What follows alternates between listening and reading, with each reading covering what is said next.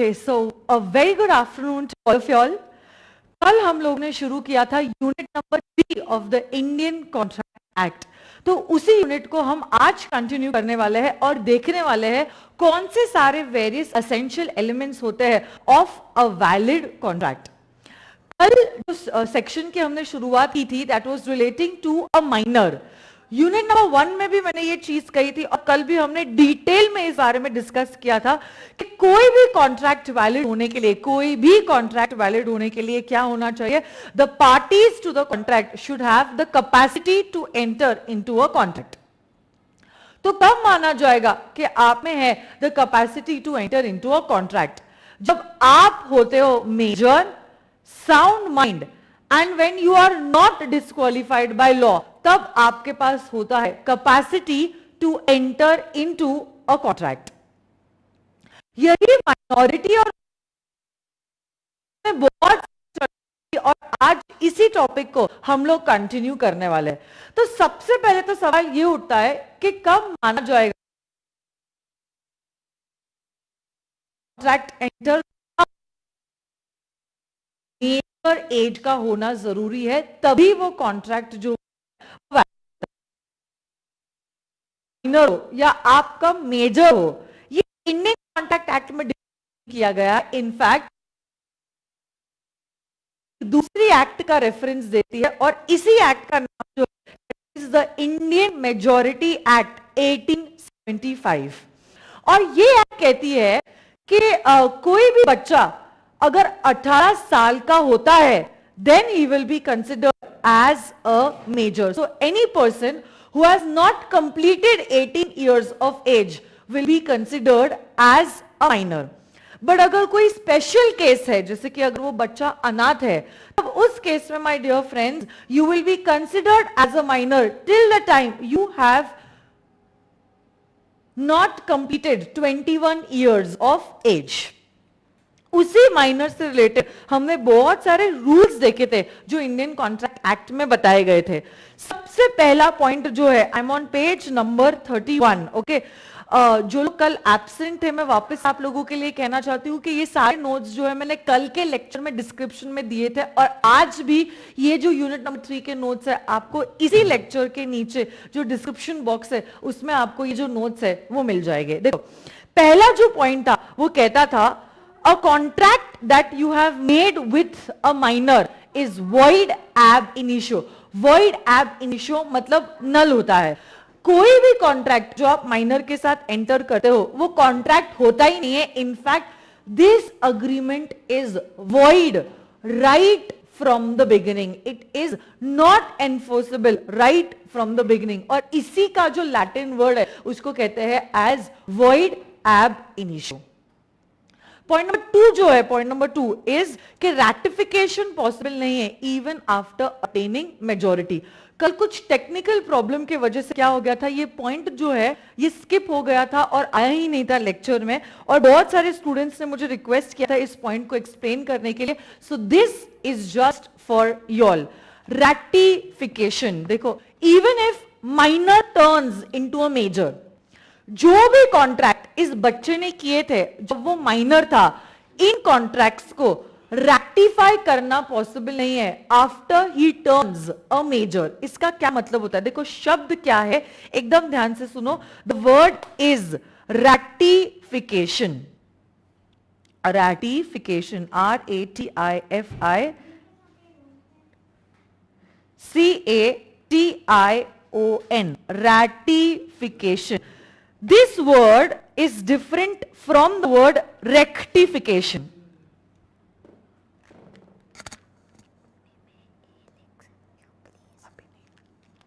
जियाना, सबको हाय बोलो।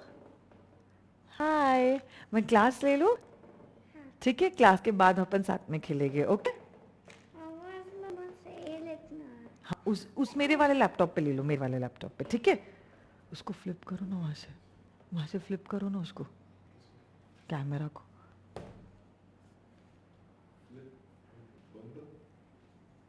स्क्रीन को स्क्रीन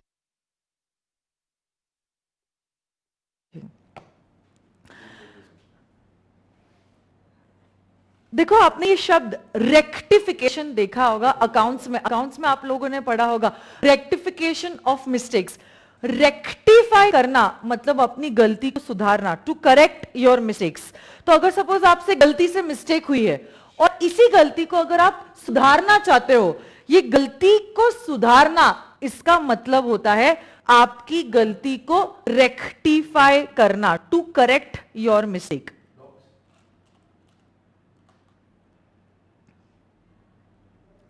बट यहां पर मैंने रेक्टिफिकेशन इस शब्द को इस्तेमाल नहीं किया है, यहां पे जो शब्द मैंने इस्तेमाल किया है ये शब्द है रैटिफिकेशन। रैटिफिकेशन का मतलब होता है to give subsequent approval, to give subsequent approval.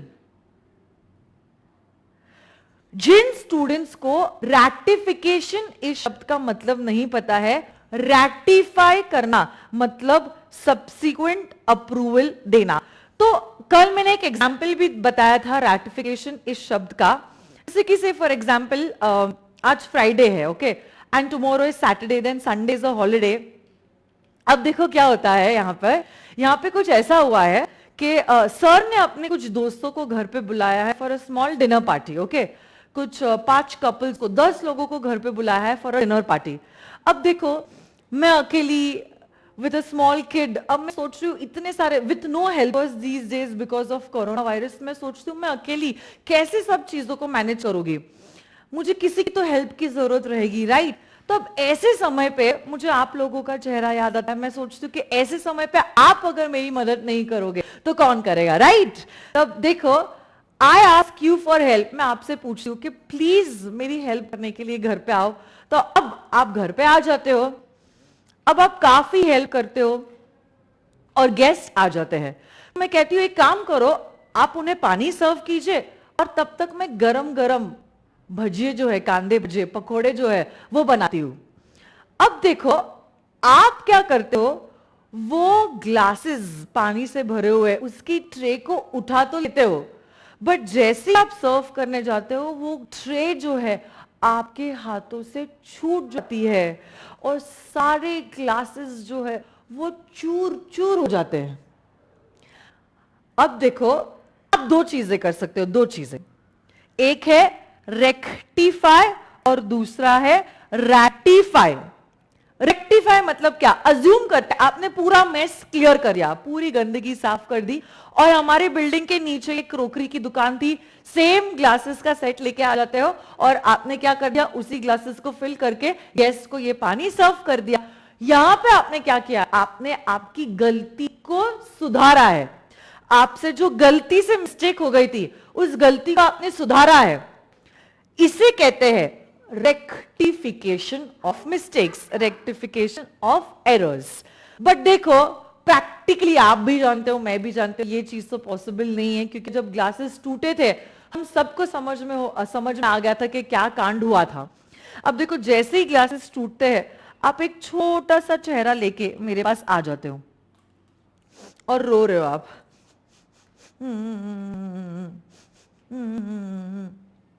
अब कहते हो मैम, ओ मैम, ग्लासेस जो है ना वो तो टूट के चूर चूर हो गए।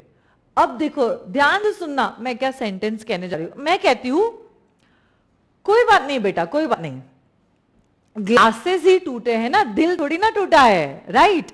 अब देखो जब ऐसी चीज मैं कहती हूं कि ग्लासेस ही तो टूटे हैं ना, दिल थोड़ी ना टूटा है, यहां पे मैंने क्या किया है, मैंने रैटिफाई किया है, रैटिफाई किया है आपके एक्ट को, मतलब मैंने आपके एक्ट को दी है एक सब्सिक्वेंट अप्रूवल। जब ये ग्लासेस टूटे थे तब मैंने आपको नहीं कहा था कि ग्लासेस तोड़ दो, ये एक्ट आपने कर लिए और एक्ट करने के बाद आप क्या कर रहे हो, आपकी गलती को आपकी गलती, इसको हैंड्स और फेस ड्रॉ करना है क्या, अच्छा ठीक है, on the request of Ziana इसको हैंड्स, आपको हैंड्स और आपको लेग्स, ओके। मेरे स्टूडेंट्स रो रहे हैं, आपको पता है जियाना क्यों रो रहे हैं? हाँ। क्योंकि उनसे ना ग्लासेस जो है ना, ग्लासेस हाँ। वो टूट गए, गलती से टूट गए। अब आप मामा को क्लास लेने दोगे? ठीक है, पापा के पास जाओ। Like a good girl, say bye bye to everyone. Bye. Okay.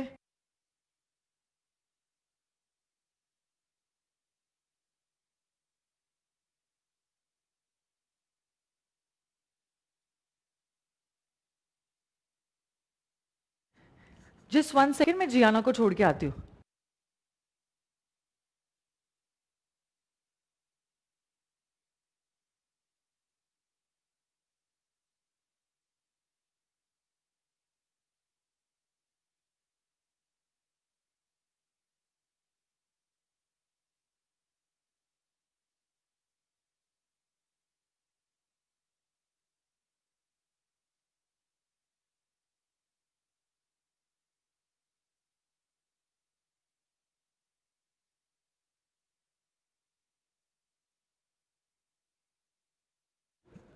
Okay, so welcome back guys.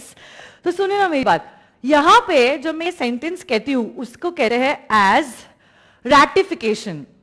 आपकी एक्ट को मैंने दिया है एक सब्सिक्वेंट अप्रूवल। सब्सिक्वेंट अप्रूवल मतलब जब आपने एक्ट की थी, मेरी ऑथोरिटी से नहीं की थी, ये एक्ट हो गई, और एक्ट होने के बाद फिर आप मेरे पास उस चीज का अप्रूवल लेने आते हो, उसी को कहते हैं एज रैटिफिकेशन।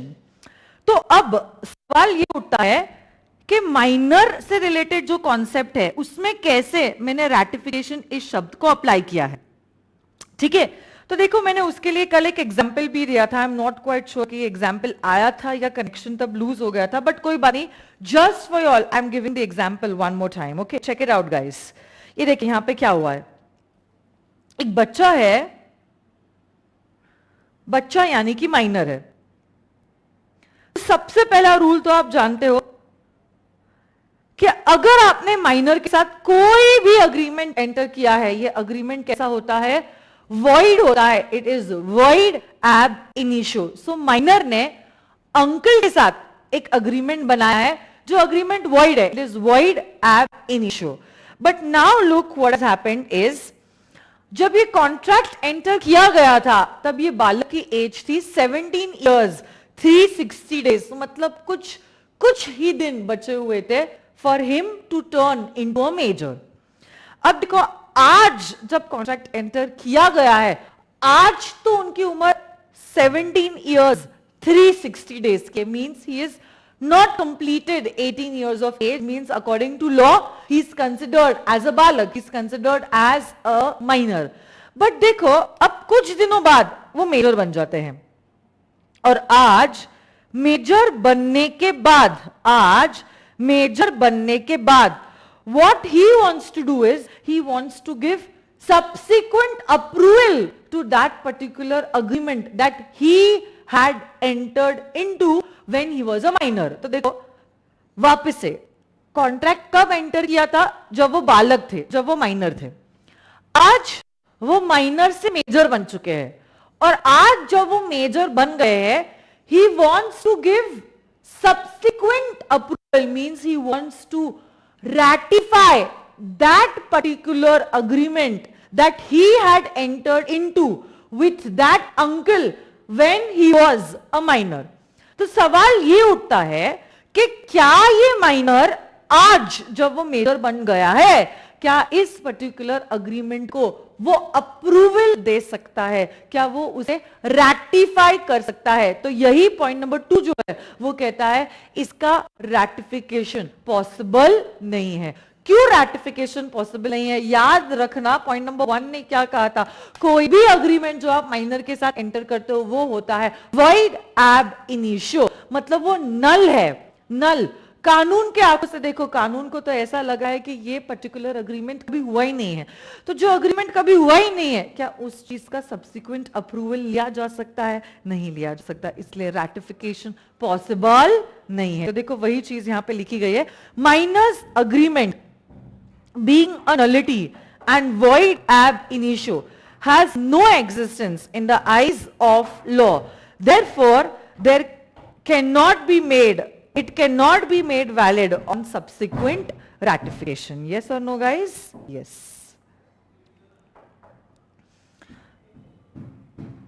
पॉइंट नंबर 3 जो हमने किया था वो ये कहता था कि a minor can be a beneficiary और can take benefit out of a contract. तो yes, a minor can be a beneficiary to a contract.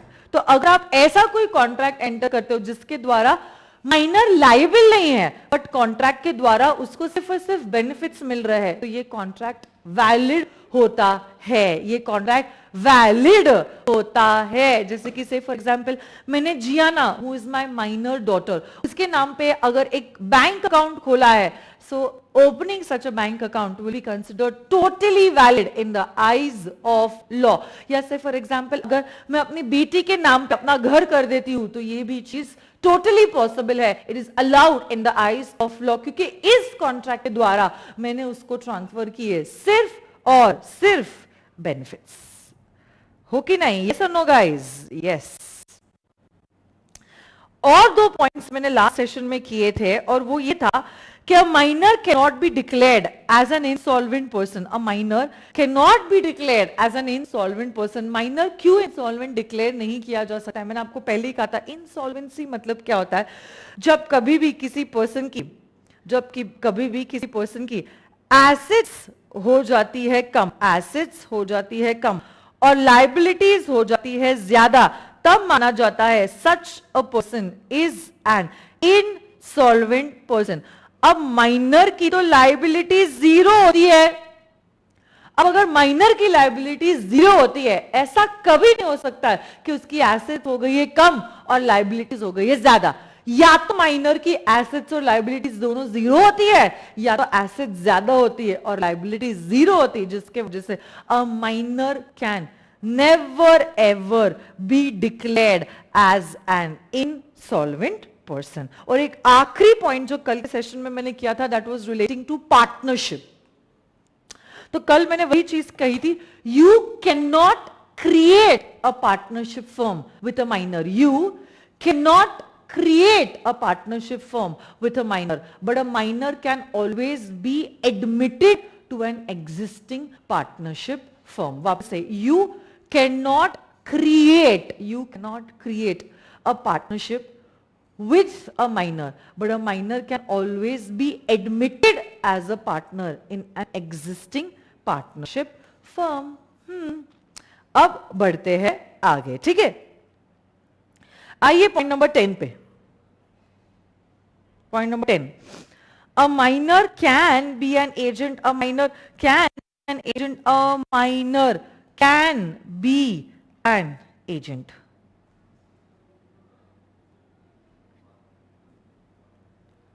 But obviously he will not be liable to his principal for his acts. A minor can be an agent, but he cannot be held liable to the principal for his acts. सुनिए ना मेरी बात, क्या आपको agency का concept पता है? अगर आप लोगों ने अकाउंट्स में कंसाइनमेंट अकाउंट्स पढ़ा हुआ है, कंसाइनमेंट अकाउंट्स, तो उसमें आपने देखा होगा कंसाइनमेंट अकाउंट्स में 2 पार्टीज होती है, कंसाइनर और कंसाइनी. ये कंसाइनर और कंसाइनी का relationship, it is nothing but it is a relationship of a principal and an agent. तो वही प्रिंसिपल और एजेंट के रिश्ते को हम कहते हैं एजेंसी. क्या आपको एजेंसी के बारे में पता है? चलो कुछ चंद शब्दों में एजेंसी के बारे में मैं आपको एक्सप्लेन करना चाहती हूं. Okay, what do you mean by agency?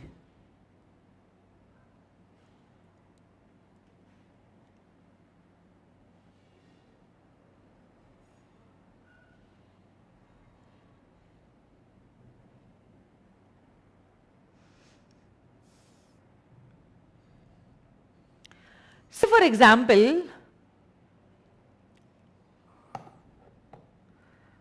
कोई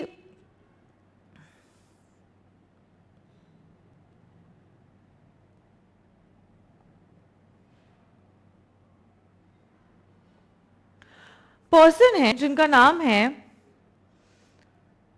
से मिस्टर राम, और दूसरे पर्सन है जिनका नाम है मिस्टर श्याम.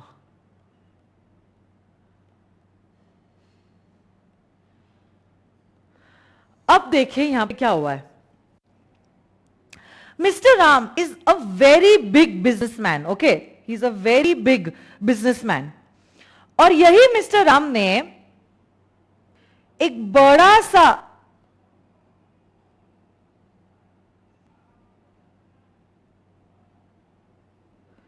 शॉप ओपन किया है टू सेल सैनिटाइजर्स. अब कोविड-19 पूरी दुनिया में फैल चुका है, तो ये सोचते हैं मिस्टर राम कि क्यों ना मैं सैनिटाइजर मैन्युफैक्चर करके बेचूं, क्योंकि ये एक प्रोडक्ट है, मास्क एंड सैनिटाइजर, जो बहुत बिक रहे हैं आज के जमाने में. और यही मिस्टर राम के एक खास दोस्त है मिस्टर श्याम, जिनका बेचारे का कुछ खास काम धंधा नहीं है. पहले ही बेचारे जॉब बेसिस पे काम करते थे और अब उनकी सैलरी भी नहीं मिल रही है because his employer is not giving him any salary. There is no work, there is no money. तो बेचारे राम सोचते हैं a friend in need is a friend in deed. I should help my friend mister Shyam. Ram रहते हैं से दिल्ली में और श्याम रहते हैं से मुंबई में.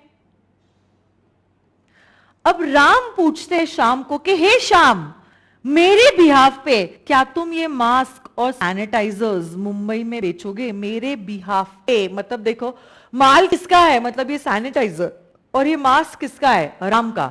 श्याम क्या कर रहे हैं? श्याम सिर्फ राम के बिहाफ पे इन मास्क को और इन सैनिटाइजर्स को बेच रहे हैं इन मुंबई.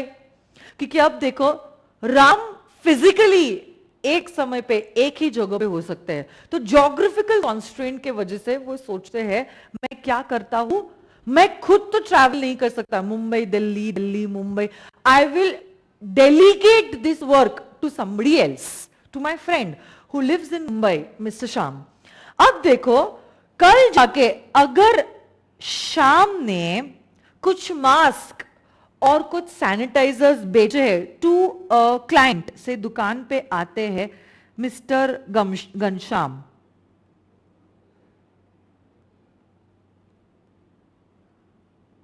ये कौन है? कस्टमर है.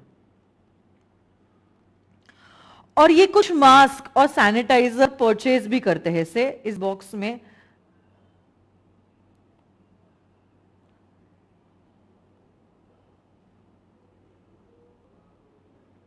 में बहुत सारा मास्क और सैनिटाइजर भरा हुआ है. ठीक है, बहुत सारी शॉपिंग इन्होंने करी हुई है. अब ऐसे केस में कितने की शॉपिंग की है? से ₹5,000 के मास्क और सैनिटाइजर खरीदे गए हैं. तब ये जो माल बिका है किसका बिका है? राम का या श्याम का? राम का. जो पैसे आए हैं 5,000 रुपए वो किसके है? राम के है या श्याम के? राम का. जो प्रॉफिट हुआ है सैनिटाइजर और मास्क को बेच के, ये प्रॉफिट किसका है? राम का है या श्याम का है? राम का है. तो अब आप बोलोगे मैम अगर माल राम का है, पैसे राम के हैं, प्रॉफिट राम का है, तो श्याम को क्या मिला? माय डियर फ्रेंड्स, ऑब्वियस सी बात है राम के बिहाफ पे अगर श्याम काम कर रहे हैं तो श्याम को भी कुछ मिलेगा, and that would be commission for the services that he is providing to Mr. Ram. तो यही जो एग्जाम्पल है जहां पे राम के बिहाफ पे श्याम काम कर रहे हैं, इसी प्रिंसिपल को कहते हैं as the principal of agency. क्या कहते हैं इसको? Principal of agency. जहां पे राम प्रिंसिपल है और श्याम एजेंट है. तो घनश्याम कौन है? He is a third party to this particular contract. ये थर्ड पार्टी है, हाँ या ना? तो सुनो ना मेरी बात, ये पूरी कहानी एजेंसी की मैंने आपको क्यों बताई है? ये इसीलिए बताया है क्योंकि इंडियन कॉन्ट्रैक्ट एक्ट 1872 कहता है a minor can be appointed as an agent. Principal के पास कैपेसिटी टू कॉन्ट्रैक्ट होना चाहिए. प्रिंसिपल के पास कैपेसिटी टू कॉन्ट्रैक्ट होना चाहिए. बट एजेंट अगर माइनर रहा तो भी चलेगा, एजेंट अगर माइनर है तो भी चलेगा, एजेंट अगर माइनर है तो भी चलेगा, अगर श्याम माइनर है तो भी चलेगा। इनफैक्ट मैं आपको कुछ बताना चाहती हूँ, आप इसे प्रैक्टिकली कोरिलेट भी करोगे। एज किड्स जब हम अपनी सोसाइटी में खेलते थे बचपन में, तो बहुत बार ऐसा होता था कि हमारे नेबर्स जो है, हमारी बाजू वाली आंटी हमें कह देती थी कि बेटा ये 10 रुपए का एक मैगी का पैकेट लेके आ जाओ। अब ऐसे केस में माय डियर फ्रेंड्स, ये मैगी का पैकेट जो आप लेने जा रहे हो, अपने लिए नहीं लेने जा रहे हो, आंटी के लिए लेने जा रहे हो। तो यहां पे क्या हुआ है, यहां पे ऐसा हुआ है कि आंटी प्रिंसिपल है और आप एजेंट हो। आंटी प्रिंसिपल है और आप कौन हो, इस कॉन्ट्रैक्ट के एजेंट हो, जहां पे आपने कुछ काम किया है, बट ये जो आपने कुछ काम किया है अपने लिए नहीं किया है, किसी और के लिए किया है। तो यही जो कोई और है जिसके लिए आप काम करते हो उसको कहते हैं प्रिंसिपल, और जो काम कर रहा है किसी और के बिहाफ पे उसको कहते हैं एज एन एजेंट। क्या कहते हैं उसको, एजेंट। तो a person who does an act on behalf of somebody else is an agent, और जिसके लिए काम किया जा रहा है उसे कहते हैं एज द प्रिंसिपल। तो एक्ट कहती है एजेंट माइनर हो सकता है, बट अगर एजेंट माइनर है और उसने अपने लिमिट के बाहर कुछ काम कर दिया, अनफॉर्चुनेटली प्रिंसिपल एजेंट को स्यू नहीं कर सकता है, क्योंकि माइनर है, बालक है, बच्चा है, उसे समझ नहीं है कि वो क्या कर रहा है। मतलब कल जाके अगर आंटी ने आपको 10 रुपए दिए है और वो 10 रुपए की आप एक आइस कैंडी ले लेते हो और खा लेते हो, my dear friends, legally aunty आपको कुछ भी नहीं कर सकती है। मैंने कहा लीगली आंटी आपको कुछ नहीं कर सकती। मॉरली आपके साथ क्या होगा ये तो सिर्फ बाजू वाली आंटी और आप ही जानते हो, और आपकी मम्मा of course, but yes legally aunty आपके अगेंस्ट कुछ नहीं कर सकती। तो मैं चाहती हूं एक स्टिक नोट लो आप, और इसी स्टिक नोट पे ये एग्जाम्पल लिख दो और इसी एग्जाम्पल को चिपका दो on page number 32 point number 10। मैंने कल आपसे कहा था इन नोट्स का प्रिंट आउट ले लेना, सो आई एम अज्यूमिंग आप सब लोगों ने ये प्रिंट आउट्स लिए हैं। आपको लिखना शुरू करना है अब, कम ऑन।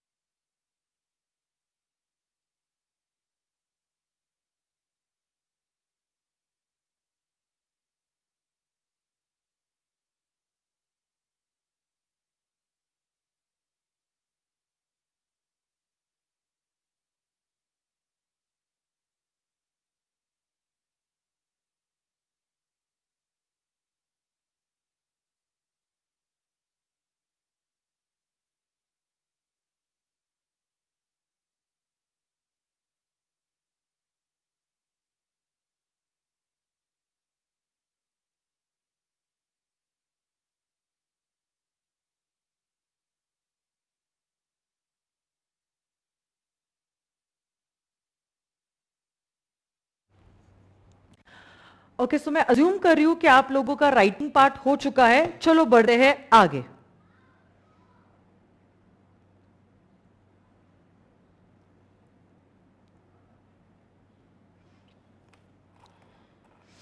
नेक्स्ट पॉइंट जो हम करने वाले हैं दैट इज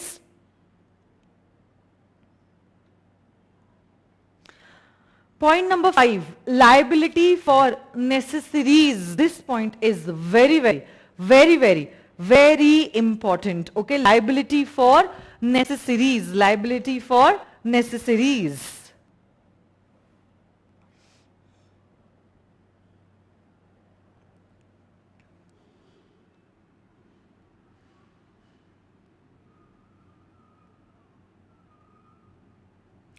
देखो यहां पे जो मैंने शब्द का इस्तेमाल किया है वो नेसेसिटीज नहीं है, वो नेसेसरीज है. सो नेसेसिटीज और नेसेसरीज में क्या फर्क है? Necessaries is a broader term. Necessaries is a broader term. Food, shelter, clothing तो आएगा ही, साथ ही साथ एजुकेशन, मेडिकल एक्सपेंसेस से पेरेंट्स के फ्यूनरल एक्सपेंसेस, ये सारे शब्द जो है will come in the broader word and that is necessaries.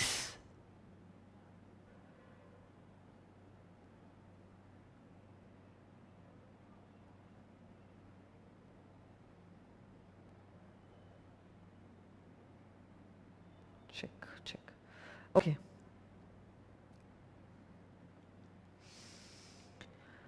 ये पर्टिकुलर पॉइंट जो है वो कहता है कि माइनर जो होता है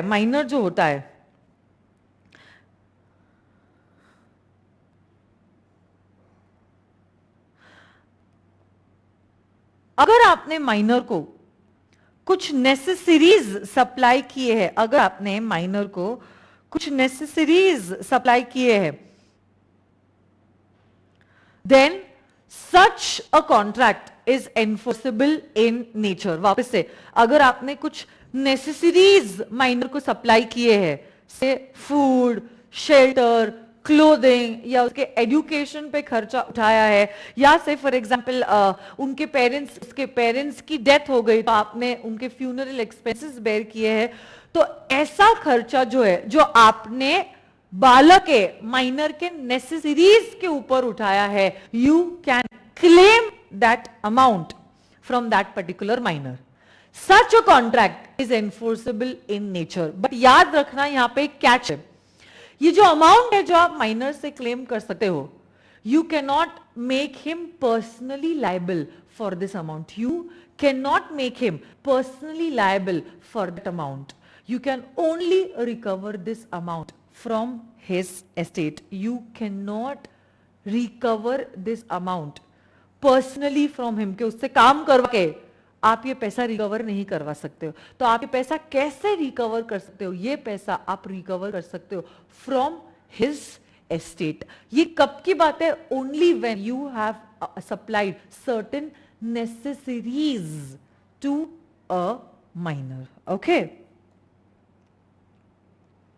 तो कल जाके अगर आपने माइनर को से फॉर एग्जाम्पल एक गोल्ड ब्रेसलेट दे दिया, ये गोल्ड ब्रेसलेट जो आप उसको देते हो, क्या इसका पैसा आप उससे ले सकते हो? जी नहीं, इसका पैसा आप उससे नहीं ले सकते हो, क्योंकि gold bracelet is not a necessary, it is a luxury product. तो देखिए ये पॉइंट रीड करते हैं. A claim for necessaries supply to a minor is enforceable by law, but a minor is not liable for any price that he may promise and never for more than the value of the necessaries. So necessaries से ज्यादा आप कुछ भी उससे recover नहीं कर सकते. There is no personal liability of the minor, but only his property is liable. तो minor personally liable नहीं होता है, but you can recover the amount from his estate. Yes or no guys? Yes. तो चलिए बढ़ते हैं आगे.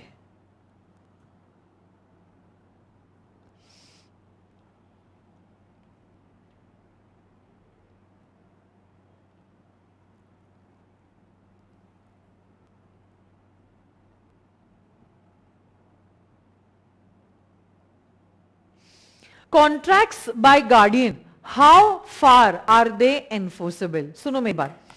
जैसे कि फॉर एग्जाम्पल माइनर के पेरेंट्स ने, मतलब गार्डियन ने, माइनर के बिहाफ पे कोई कॉन्ट्रैक्ट एंटर किया है, क्या ये कॉन्ट्रैक्ट वैलिड है और क्या ये कॉन्ट्रैक्ट एनफोर्सेबल है।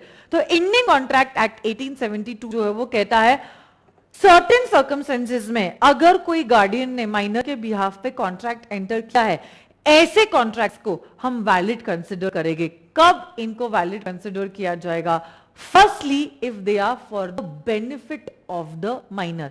अगर ये कॉन्ट्रैक्ट माइनर के बेनिफिट के लिए एंटर किए गए हैं, then such a contract are considered as valid contracts. फिर भी लॉ मेकर आगे एक प्रोविजो देते हैं जो कहते हैं इमूवेबल प्रॉपर्टी जो है अगर खरीदनी है या बेचनी है, देखो purchase of N immovable property,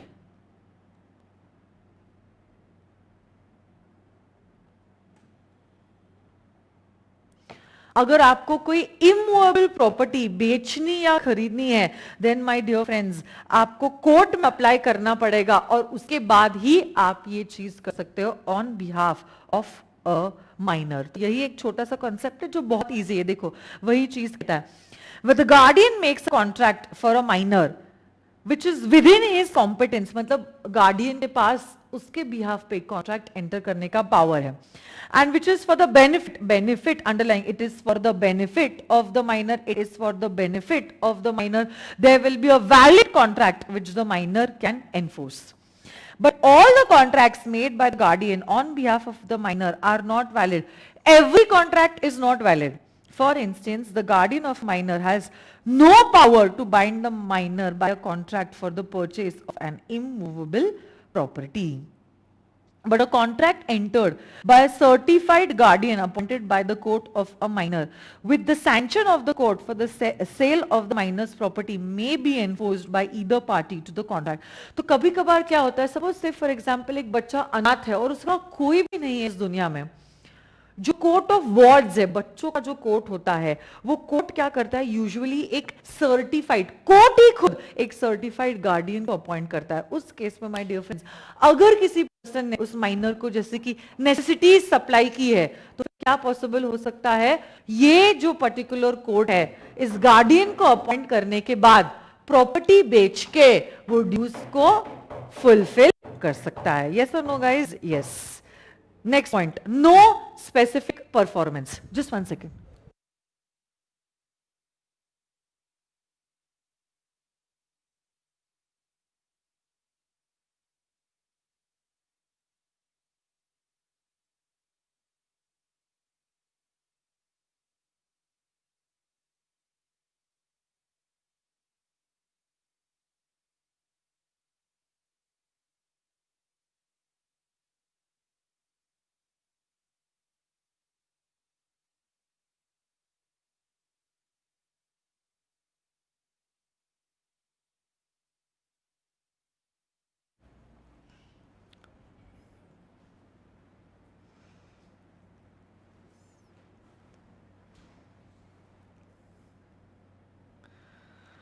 Point number 13, surety for a minor. Surety is a concept of guarantee. ये guarantee का concept क्या कहता है, देखिए उसके लिए गारंटी क्या होता है वो मैं आपको समझाती हूँ और उसके बाद मैं आपको बताती हूँ कि in a contract of guarantee principal debtor जो है वो माइनर बन सकता है। देखो यहां पे क्या हुआ है, say for example disconnected OBS, connection successful, check okay ठीक है।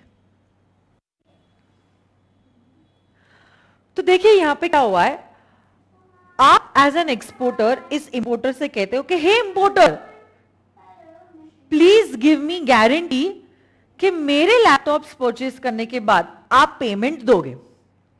अब ऐसे करके यही इंपोर्टर जो है एक मीडिएटर को आपके और उसके बीच में लेके आता है। से ये मीडिएटर जो है is a bank, city bank, so is an artificial person, city bank, जिसके ब्रांचेस इंडिया में भी है। तो अब देखो यही सिटी बैंक जो है आपके पास आती है और कहती है मैं गारंटी लेता हूं इस पर्टिकुलर इंपोर्टर की कि ये पैसे देगा, और अगर इसने पैसे पैसे नहीं दिए तो मैं पैसे दूंगा। कौन कह रहा है ये चीज, कौन कह रहा है? It is the surety, it is city bank जो आपको ये गारंटी दे रही है। सिटी बैंक ये गारंटी देती है कि ये जो बंदा है 25 सालों से उसका अकाउंट मेरे बैंक में है, मैंने देखा हुआ है कि ये ऐसा धोखा उसने कभी किसी को दिया नहीं है, तो हमारे हिसाब से ये आपको भी ऐसा कोई धोखा देगा नहीं। बट आप टेंशन मत लो, कल जाके अगर इससे पैसे ना भी दिए ना तो मैं आपको ये पैसे दे दूंगा for all the stuff that he has purchased from you. So basically Citi bank is making things sure, उन्हीं को कहा जाएगा as the surety. Easy language में, लेमैन लैंग्वेज में हम इन्हें कहते हैं as the guarantor.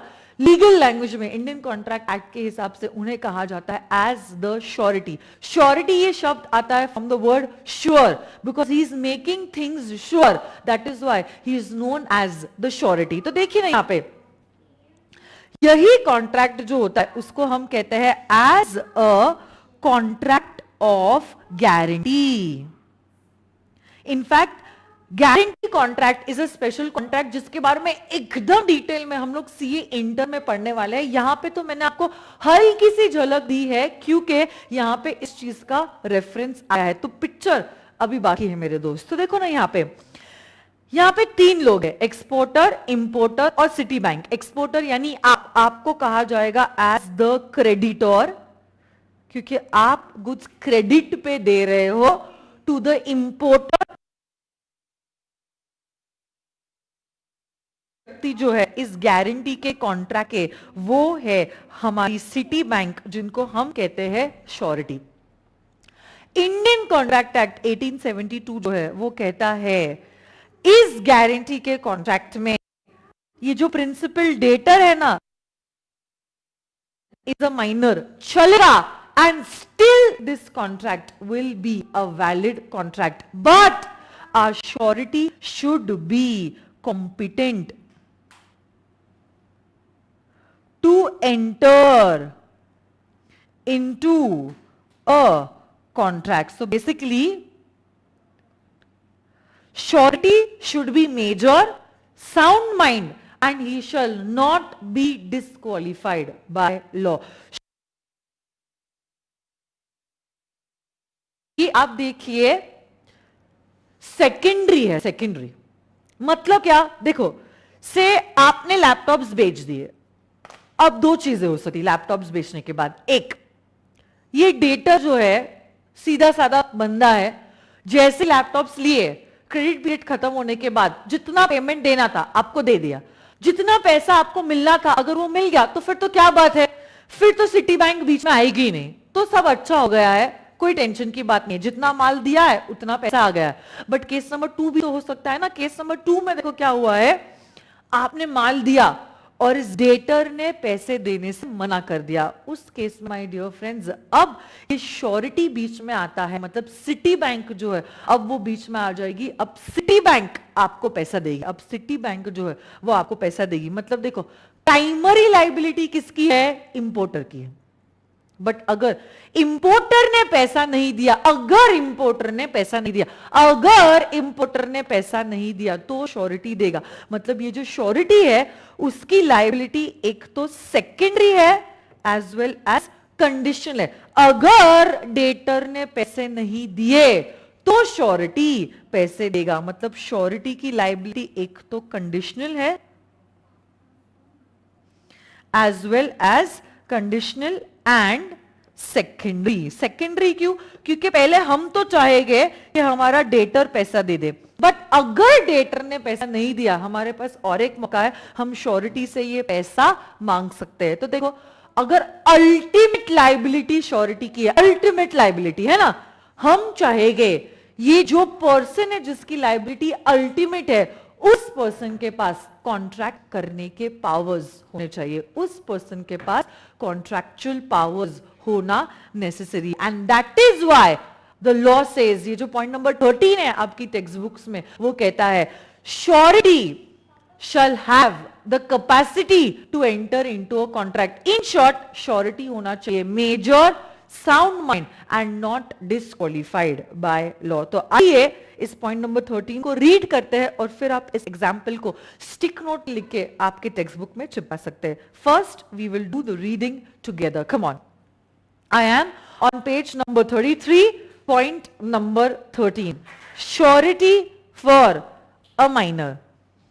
In a contract of guarantee, where an adult stands as surety for a minor, then he is liable to third party, as there is a direct contract between the surety and the third party. तो यहाँ पे आप क्या करना, ये जो example मैंने importer और एक्सपोर्टर का दिया है वो एक स्टिक नोट पे लिख लो, और इसी स्टिक नोट को आप ये टेक्स्ट बुक के पेज नंबर 13 के पास चिपका दो. याद रखना, श्योरिटी श्योरिटी श्योरिटी के पास कॉन्ट्रैक्चुअल पावर्स होना जरूरी है. प्रिंसिपल डेटर माइनर हो सकता है. लिखिए, your time starts now. Come on, जल्दी जल्दी लिखना है आप लोगों को, फास्ट फास्ट.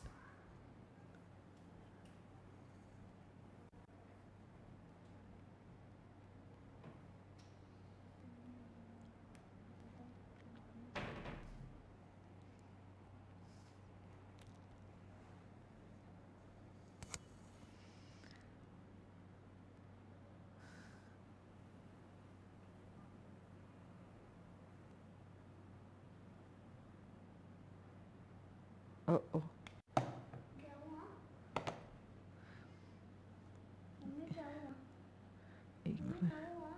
वन नोट चलेगा मेरा. आ गया आ गया.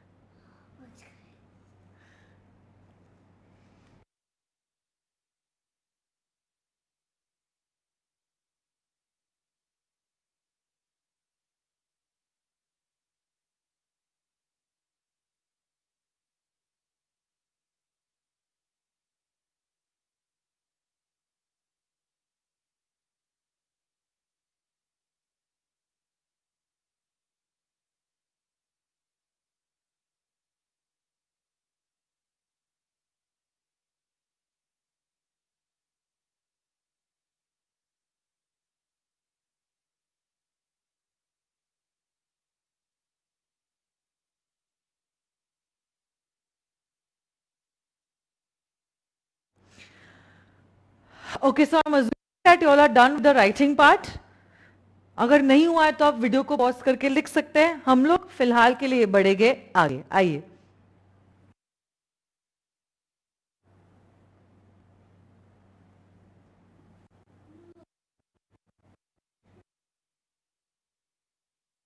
पे liability for a taught. Taught इस शब्द का मतलब होता है, जिनको नहीं पता है प्लीज लिख दीजिए, अ सिविल रॉन्ग. वैसे खैर मैंने टेक्स्ट बुक में इसका एक्सप्लेनेशन दिया हुआ है, आप हाईलाइट भी कर.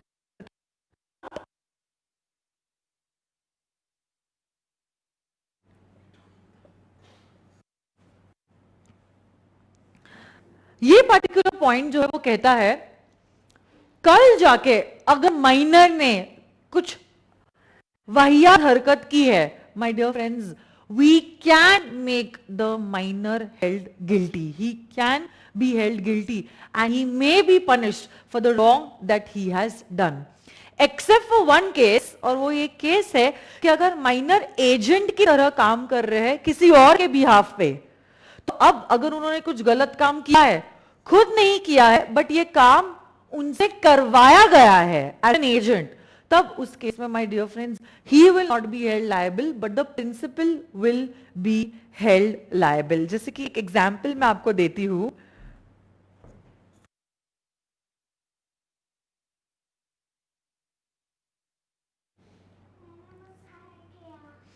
एग्जाम्पल में देखो क्या हुआ है, और by the way all these examples ये काल्पनिक है, वास्तविक जीवन से इनका कोई भी लेना देना नहीं है. देखो यहाँ पे क्या हुआ है, सलमान भाई ने एक बार ऐसे ही मस्ती मस्ती में अपने दोस्त को, दर्शील को तो आप जानते ही होंगे, तारे जमीन पे आपने उन्हें देखा था, क्या किया, कुछ पैसे दिए और कहा मैं तुम्हें 5,000 रुपए देता हूं, ये आमिर खान की जो नई खरीदी हुई गाड़ी है, याद है आपको, पहले दिन से मैं कह रही हूं कि आमिर खान की एक मस्त बड़ी कार है जो वो शाहरुख खान को बेचना चाहते हैं, उसी गाड़ी का ग्लास तुम ब्रेक करो, मैं तुम्हें दूंगा 5,000 रुपए. तो देखो यहां पे क्या हुआ है, Salman Khan is the principal, Darsheel is the agent. अब यहां पे दर्शील जो करने जा रहे हैं इज सिविली रॉन्ग, गलत चीज है ये नहीं करना चाहिए if you are living in a society. और यही गलत चीज सलमान खुद नहीं कर रहे हैं, बट ये गलत चीज वो किसी और से करवा रहे हैं, और ये जो कोई और है ही इज अ माइनर, और उसी के लिए उन्होंने 5,000 रुपए देने का प्रॉमिस किया है। तो अब देखिए मस्ती मस्ती में ये बच्चे ने इस गाड़ी का कांच तोड़ दिया, मस्ती मस्ती में इस बच्चे ने देखो ना इस गाड़ी का कांच तोड़ दिया। अब सवाल ये उठता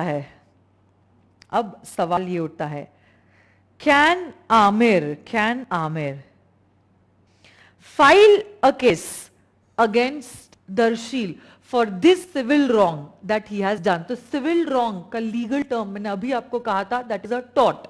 कल जाकर अगर एग्जामिनेशन में ये क्वेश्चन आता है आप ये टेक्निकल टर्म को यूज करोगे, टॉर्ट, TORT, टॉर्ट का मतलब होता है अ सिविल रॉन्ग। कल जाके अगर माइनर से कोई सिविल रॉन्ग आप करवाते हो you can not sue the minor. इस केस में आमिर दर्शील के अगेंस्ट केस फाइल नहीं कर सकते, minor can not be sued, that is this case will not B maintainable. In fact Amir can file a case against the major, that is against the principal. He can file a case against Salman, but not against Darshil himself. But yes, अगर ये civil wrong Darsheel ने खुद किया होता, खुद मतलब suo moto, voluntarily, किसी के कहने पे नहीं, खुद होके अगर किया होता, then the case would have been maintainable. इस एग्जाम्पल में क्या हुआ, क्योंकि दर्शील और सलमान के बीच में प्रिंसिपल और एजेंट का रिलेशनशिप है और दर्शील माइनर है, इसीलिए आप उसके अगेंस्ट नहीं बल्कि सलमान के अगेंस्ट केस फाइल कर सकते हो, हाँ कि नहीं? यस। और एक आखिरी पॉइंट होगा आज के सेशन के लिए and that is the point of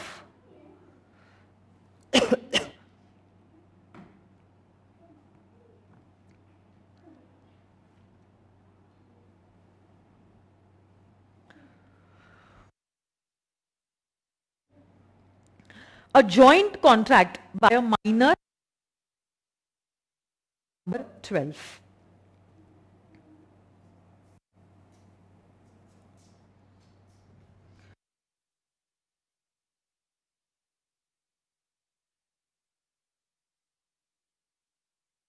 Point number 12.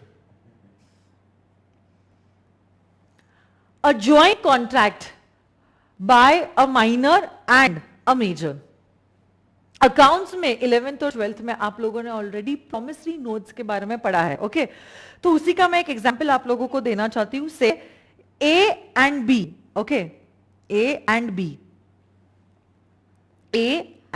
B, they make a joint promise through a promissory note to Mr. C. तो ए और बी ने जॉइंटली एक प्रॉमिस दिया है मिस्टर सी को। क्या प्रॉमिस दिया है कि हे मिस्टर सी 3 महीने बाद हम आपको 10,000 रुपए देंगे, और उसमें ए साइन कर देता है और बी साइन कर देता है। इसी नोट को कहते हैं as a promissory note, a promissory note. पते की बात यहां पे ये है कि बी जो है बी बालक है, बी जो है वो कौन है?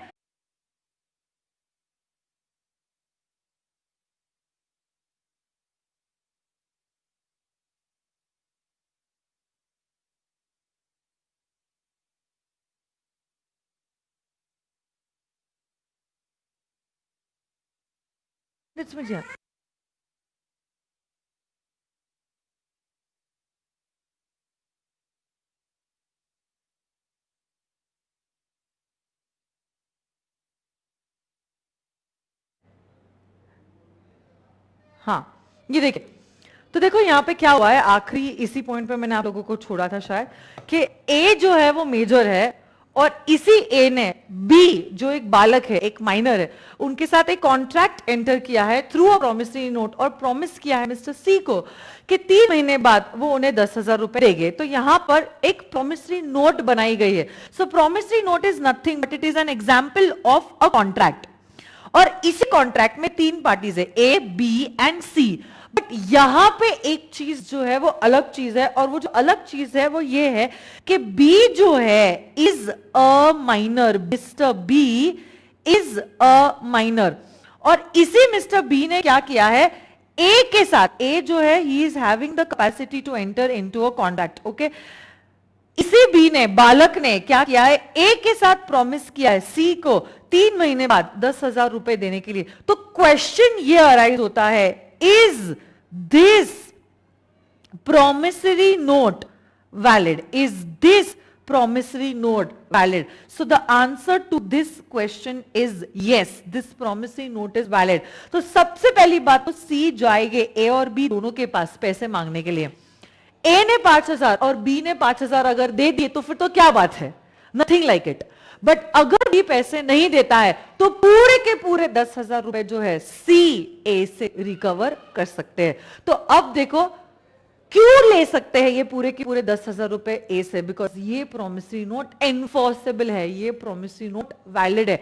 अगर सिर्फ अकेले भी प्रॉमिस देते सी को पैसे देने के लिए तो ये प्रोमिसरी नोट वॉइड एब इनिशियो होता, मतलब वो नल होता in the eyes of law. But क्योंकि बी के साथ ए भी वादा कर रहे हैं, इसलिए लॉ मेकर कहते हैं joint promise by a minor with a major will be considered as totally valid in the eyes of law. ये एग्जाम्पल लिख दीजिए आप लोग।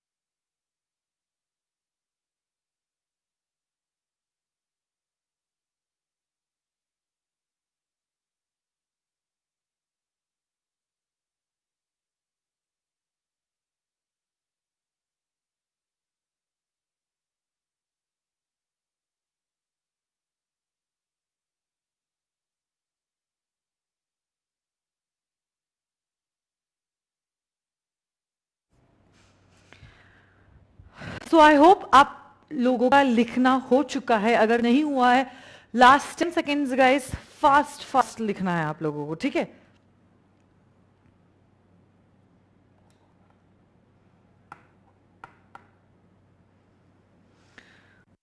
और आई होप वो सारे टिप्स जो मैं आप लोगों को क्लास में बोलती हूँ आप उसे फॉलो कर रहे हो। याद रखना हर रोज आप लोगों को जो कुछ भी मैं पढ़ाती हूँ उसे पढ़ना बहुत ज्यादा जरूरी है। अगर हो सके आप खुद की बुक ऑफ हाइलाइट्स बनाना, है ना। हमारा पेपर याद रखना सब्जेक्टिव है, एमक्यू नहीं है। तो सुहाना सफर आप लोगों को लॉ के लिए नहीं है जहां पे एक क्वेश्चन है और 4 गोले हैं, ठीक है।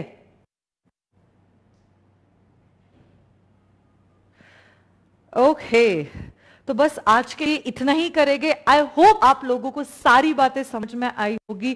Thank you so much, see you all later, bye.